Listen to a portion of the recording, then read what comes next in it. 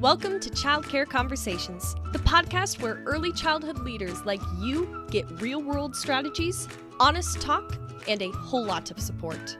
Whether you're running one center or many, we're here to help you lead with confidence and clarity. This episode is brought to you by our summer partner, Childcare Business Growth, your go-to solution for filling spots, increasing revenue, and scaling your childcare business without the burnout. We're proud to partner with a team that's as committed to your success as we are. Learn more at childcarebusinessgrowth.com. Now, let's get into today's conversation, one we think you're really going to love.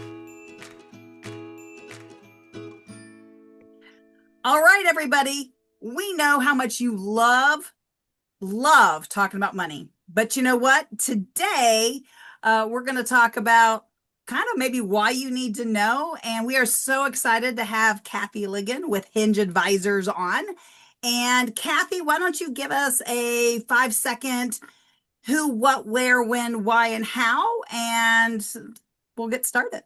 Ooh, 5 seconds. Thank you so much for having me, Kate.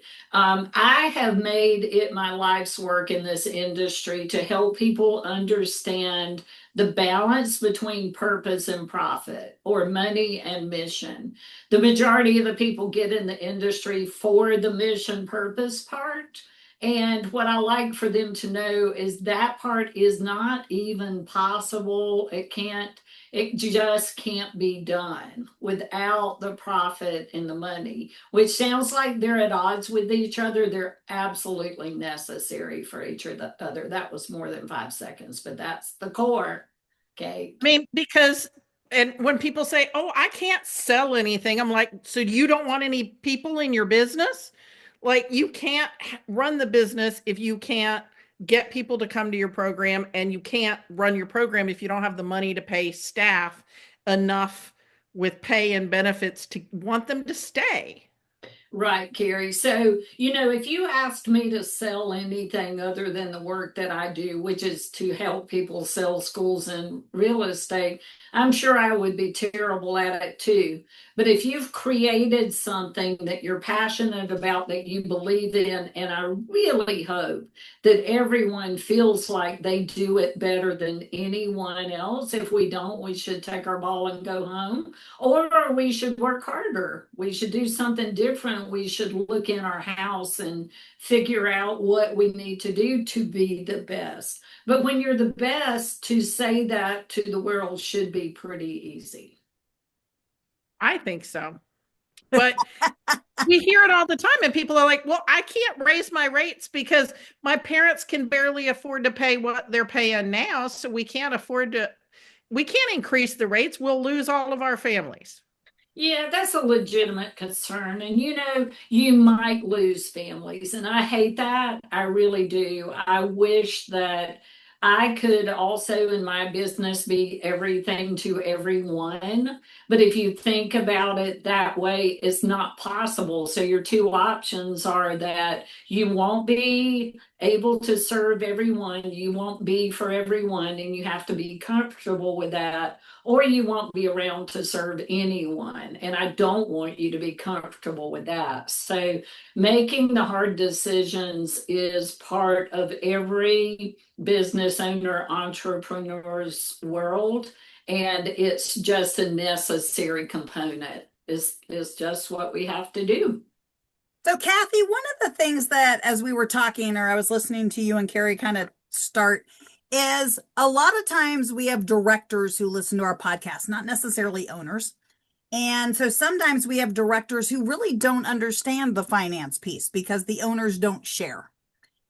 What might be something that either they could share to maybe get their owner to open up a little, or that they just need to understand as the director related to the money piece? Yeah, so let me start the answer to that by saying that you might be surprised how many owners also don't understand the money or the financial piece. And I don't say that disparagingly. We have educators who founded this industry. So the expectation that they would also be accountants and financial wizards is ridiculous. It's one of the reasons that I created the 5 pillars of purpose-driven profit, the title of my book, but also what I've coached on beginning with directors 39 years ago. So the concepts from the book were because I struggled with helping directors understand what they could do that would directly impact the thing that they were in the industry for, which was the education of children, and to break that down into a manageable concept with actionable steps. So where I would tell them to focus is on the first pillar and the most important one in their conversation with their owners, which is occupancy. So what I like to say about occupancy is that if you're not at least 70% full to license capacity, don't even think about any other strategy. You will never expense control your way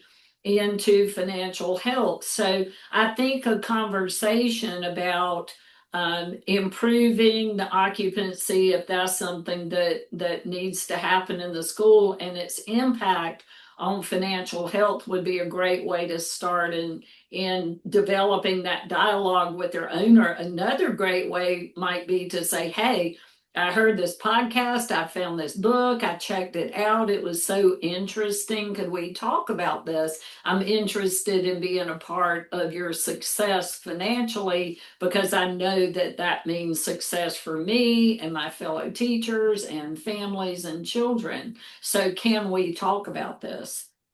That might be a good place to start. So, I think Carrie, that's you have a very- copy of the book for those who happen to be watching the video. And so it's the I do 5 indeed. pillars. It's the 5 pillars of purpose-driven profit.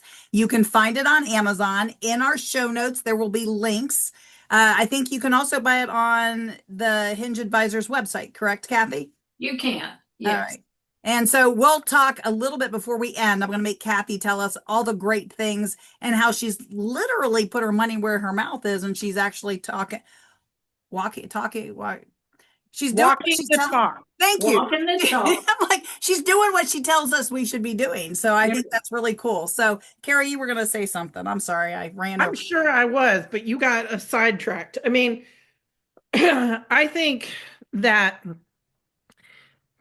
whole conversation between owners and directors can get kind of dicey because an owner has the default position that when the director comes to them to talk about money, they think, oh, they just want more money for this, that, or the other thing, which is going to make my life harder as the owner. Because either I give them the money and then I have less money in my savings account for when the roof fails, or I tell them no, and now I have a grumpy director. So I think Kathy's approach of saying, hey, I read the 5 pillars of purpose-driven profit, and I'd really like to talk about it and how we can push this forward. And I now understand why I can't leave the infant room with 6 babies. I hadn't understood it. It makes it so much easier in my classroom when we've got 5 infants instead of 8 infants. The teachers are so much happier, but now I understand. Let's talk about how we can improve the enrollment. Yes, I love that. Early on in my career, I found a big barrier between teachers, directors, and owners, and it still exists, right? In understanding the financial picture, and I developed a game called "Where Does All That Money Go Anyway?" And so I had teachers decide how the money was going to get spent, and it was quite enlightening. But you know, if you've never been there, everything looks different from the outside, right? And so it's just an education piece. There is actually a chapter in the book for owners on how to communicate with teams and how to communicate with families what the actual financial load of a school looks like. So I hope that that's a first step in giving some big benchmarks for where does all that money go anyway, so that we can educate people a little better. Oh, I Yeah. agree with you 100% on that one. That is awesome.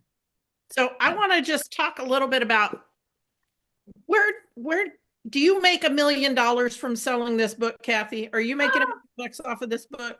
First of all, for anyone, and I believe everyone has a book in them, so I encourage everyone to write a book, and it is so much work. So I so underestimated that.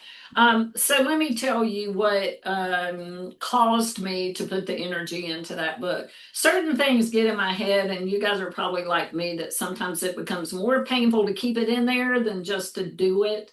So the first thing was that I felt like there was, yay, Kate. I know you're going to show it to me. Kate just grabbed some books. Get this one. There we go. I was like, There yep, we go. I got one of those. She's like, yes, I know. Yes, I know. So I wrote the book, but I tell you what the catalyst was. On the other side of my brain, there was another terribly difficult thing to keep in there. And that was that for 39 years, I've watched teachers give so much of themselves and be okay and be stable until an event happened that was financially difficult, and it sent them out of the classroom, disrupting children and families, and frankly, the whole school. So last summer, we started a nonprofit called Boost. Boost is designed to support the home and health crisis needs of early education teachers.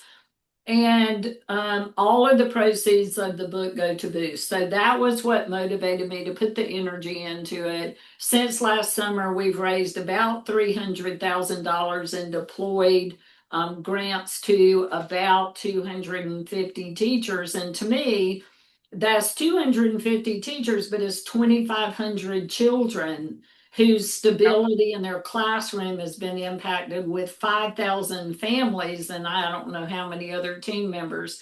We would like to grow this to just take off and support teachers all across the country. So that was the reason for investing in that time, to get that book out of my head. Well, I love it. And of course, Carrie and I are, our own version of a side hustle, an accidental side hustle, is that we do help. So those of you who listen know this, if you listen regularly, we like to help folks get that book out of their head. So, and it is truly an accidental side hustle. It was not on the 2025 business plan. So, but we've really enjoyed it, and it doesn't have to be as painful as it was for Kathy, but a lot of it's, finding that right partner, coach, mentor to walk you through. Or how much you have in your head, and you're trying to get 30 plus years of information condensed down into a couple hundred pages. I think that's probably got to be as much. What am I not going to say? When you've waited this long to write your first book, you've got a lot of stuff that you have to decide, no, that doesn't need to go into this book. So Kathy needed a Carrie and a Kate a year ago, is what I I'm don't hearing know from that you this did, but conversation. it can be hard to decide what doesn't need to go in that book. Yeah, that's right really now we have a point, client Carrie. who just decided he was going to write 2 books at one time because he had such a hard time condensing the way he wanted. And like literally we were in the final draft and he goes, I don't want this whole section in there. And we're like, that's half the book. Oh, He's like, I'm going to put it in the other book and I want to do this in this book. And we're like, okay. It's a your good book, point, right? too. Like it's like what should not go in is equally important as what should. So that's a really good point. well, and knowing who you're writing the book to. And I love that you found literally your mission for writing the book. And that was one of the things that really resonated to me when you were talking about why you wrote the book. I felt bad that it was such an experience. I'll just put it that way. But I am so glad you wrote it, and I love that you found a reason for the book, right? So I think that's great. And using your large voice in the community to say, hey, let's reach out and support each other And it doesn't have to be somebody writing a check for $20 million. It can be, okay, we're each going to buy a copy of a book, and that book is going to help fund this. And it's a good book. So it's not like we're making you read some drivel. It's a good book. Thank you for that. Yes, thank you for that. I really do. Should be Carrie's Amazon review. It's not a bunch of drivel. I'll take that. I'll take that, Carrie. That reminds me, I don't think I went in and wrote a review after I finished it. I need to go in and do that. Thank you. I would appreciate it. Well, anybody who's listening here, I'm going to challenge everybody. If you are listening and you have read the book of anybody who's been a guest of ours in the last year, which is probably about 50% of our guests, go and leave them a review, because even books who've been around for a really long time with people who we all know their name, they still also are only running, some of the real successful books do have 50, 60 reviews, but you can always use more. And some of our other authors who've been around for a long time have multiple books. Like one book might have 20 reviews, but the others have got 5 or 2. Stop talking about us. Well, we do fall into that category, but I was thinking of other people. But it's, and when you're looking for books to fill out your director library or your owner library, look at the reviews and see, does this book look like it's going to be something that is going to feed the need you have in your business? Because you can get, all kinds of books. And one of my favorite books is out of print and has been out of print for over 30 years. And I don't care. I keep using it. So find those books that are good books to build your director library, because we need them. This is a way to have Kathy Ligon as a mentor on your shelf. And when you need to be reminded of why interviewing and hiring affects your bottom line, you can just go to page 142 and Kathy will remind you of why hiring is a financial decision. So absolutely. So Kathy, tell us, how would you like to wrap up the conversation? What would you like to say to a director who's listening, who might still not really be 100% sure what they need to do related to the money piece?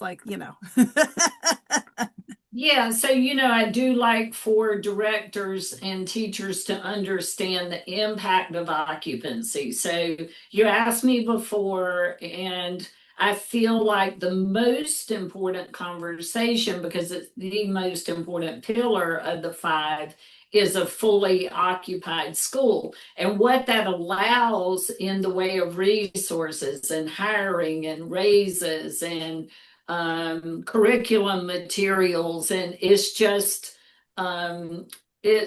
overwhelming. And so I think that the link between one more child, one more classroom, one more, more difficult things to manage, and thriving in financial health isn't always clear. So I point that out first. The second thing is, I thought you had a beautiful concept about the conversation starter with the owner or person who could share more information. It doesn't have to be, give me a financial statement, I want to see how much money you're paying yourself.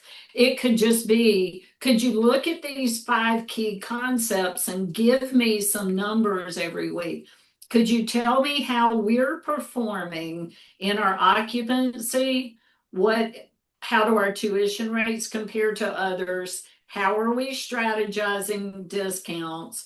What is our percent we're spending on payroll? And what percent are we spending on rent or mortgage? So you could come up with a KPI for each of the 5 pillars that doesn't give away the whole shebang and doesn't cause issues with the team, but gives an understanding of the 5 key metrics that make a healthy school. That might be a good place to start. I love that. I think that is what a great conversation that a director and an owner or administrative team, leadership team could be having. And thank you, Kathy, for kind of pulling that into just such a nice little here's your meeting in a box. And you can share this episode even better before you make that phone call.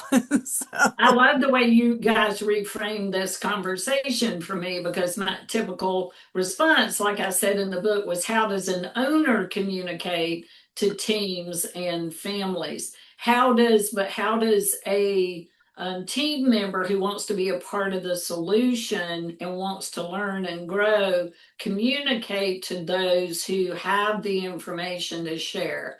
That was a great reframing for me. Love that you're doing that work. well, we have a lot of directors who like they don't want to have that conversation, and they do what I call elementary math.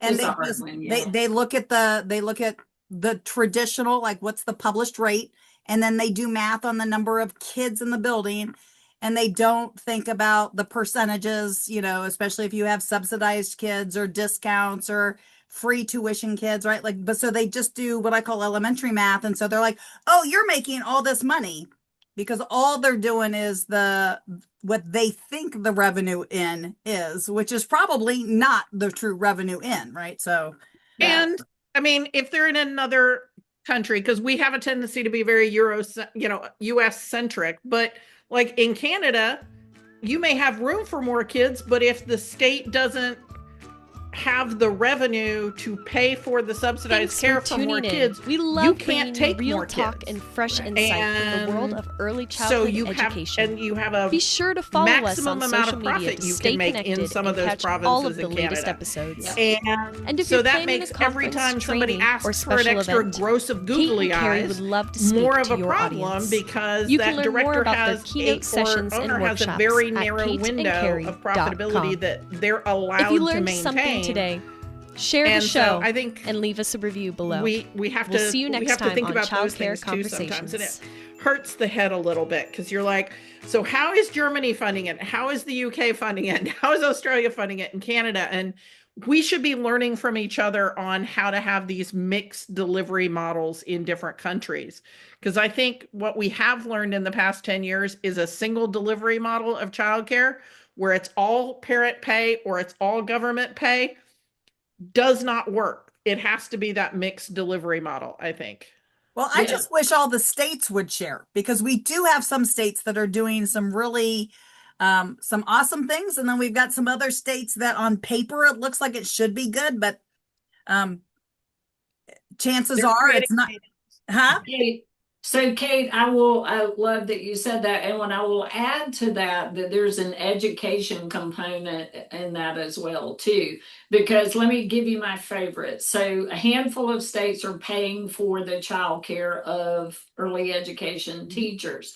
Beautiful concept, right? It makes it easier to recruit. The teacher got a raise because they're not paying half. The school got a raise because they're not discounting half. Um, in other states, do they even know that that's a possibility? And if they did, would they understand the impact of that? So even though we are super busy in our world, to be able to take the time to develop relationships with the decision makers and help them understand some of the opportunities that are going on, and that's just one. There are a lot. So I think that's a good call out. Also love the idea that we would watch other countries and help them understand what we're doing here as well. So those collaborations could be really strong as well, Carrie. So I mean, that's a advocacy, we all talk about it, but it's interesting. So we talk about it on a national level, we talk about it on state levels, but we don't talk about it on interstate levels. So right. that, and I'm good. This is my, we live in Texas. So those East Coast folks that are all really close to each other, I'm like, y'all are only like 30 minutes away. Go check what that state's doing. Because, we've got 16 hours to the next state. So we don't have that same luxury. However, I really wish that more Texans knew exactly how New Mexico funds their early child care subsidy, because we have land grants, we have oil money. We could absolutely be doing that in Texas. And in Texas, it only goes to the collegiate programs.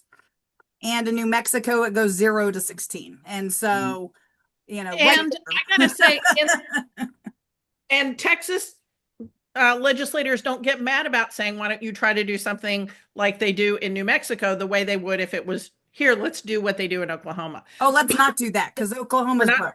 Anyway, but this is another one of those conversations that we're having a hard time staying to our usual 20 minutes because we have a lot to say to each other. And, we want to have a long conversation. And even at conferences, when we see each other, we don't even get then to have as long a conversation as we want to. But I think we'll probably talk to Kathy again, or maybe we'll go hang out with her at a conference and videotape it for you guys. I don't know. We'll see. Anytime, my friends, anytime. So if you learned something from today's show, and I know you did, share this show with someone else who needs to know. And if you're one of our listeners from Germany or France or Canada or North Korea or any of those places, someplace other than the US, Australia, we've got a lot of Australian listeners, and you'd like to be on the show, reach out to Kate and Carrie at childcareconversations.com, and we'll try to get you on because we want to hear from you a little bit more about all the wonderful things you're doing in your programs as well. Talk to you next week. Thanks for tuning in. We love bringing you real talk and fresh insight from the world of early childhood education. Be sure to follow us on social media to stay connected and catch all of the latest episodes. And if you're planning a conference, training, or special event, Kate and Carrie would love to speak to your audience. You can learn more about their keynote sessions and workshops at kateandcarrie.com. If you learned something today, share the show and leave us a review below. We'll see you next time on Childcare Conversations.